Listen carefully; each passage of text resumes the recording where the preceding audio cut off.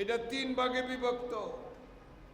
প্রথমটা জিব্রাইলের, মাঝখানেরটা ইব্রাহিমের, লাস্টের অংশ ইসমাইলের। জিব্রাইল কখন বলছে হাতে দুম্বা, ইব্রাহিম কখন বলছে হাতে ছুরি, ইসমাইল কখন বলছে গলায় ছুরি। কি অবস্থা এটা করুন, একটু চিন্তা করো যায় মুরব্বী। এই অবস্থায় ইব্রাহিম আলাইহিস সালামের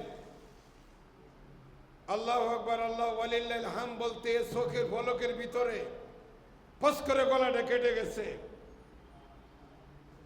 ইব্রাহিম তাকায় দেখলো না, চোখের পলকের ভিতরে গলা কাটছে, এটা তো দুম্বার গলা না, আর এটা তো ইব্রাহিম ইসমাইলের গলা না, এটা দুম্বার গলা।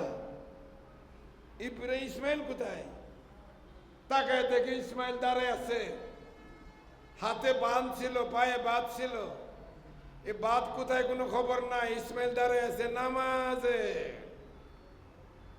ইসমাইল নামাজে দাঁড়ায় আছে।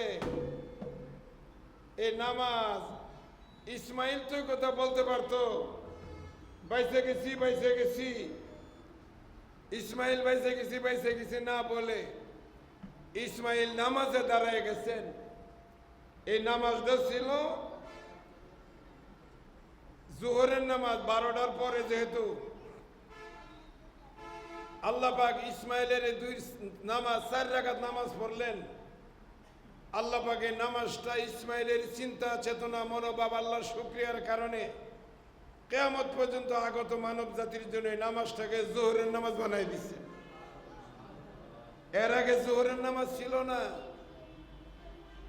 এর আগে জোহরের নামাজ ছিল না।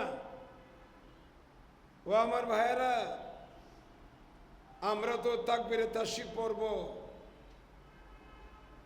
কিন্তু আমাদের ভিতরে তো সেই চেতনা নাই। আমাদের ভিতরে তো সেই একটু কল্পনা করি যে কিছুক্ষণের জন্য আমি কাল্পনিকভাবে ইব্রাহিম হইলাম, কিছুক্ষণের জন্য আমার ছেলেটারে আমি ইসমাইল বানাইলাম, কিছুক্ষণের জন্য আমার ছেলেরে জবে করলাম। এরকম কল্পনা করে দেখি যে আল্লাহ পাক রব্বুল আলামিন এই প্রেমের খেলা ইব্রাহিম ফার্স্ট হয়ে গেলেন। এই ইব্রাহিমের স্মৃতি বিজড়িত এই জিলহজের এই 10 দিন, হজের এই মৌসুমে এই মাদ্রাসার ইফতেতাহ। ও আমার ভাইরা, এই মাদ্রাসা, মাদ্রাসা মানে হলো পড়ার জায়গা। মাদ্রাসা আরবি শব্দ।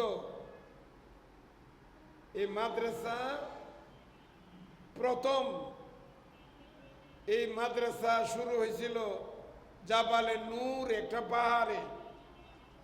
একজন ছাত্র,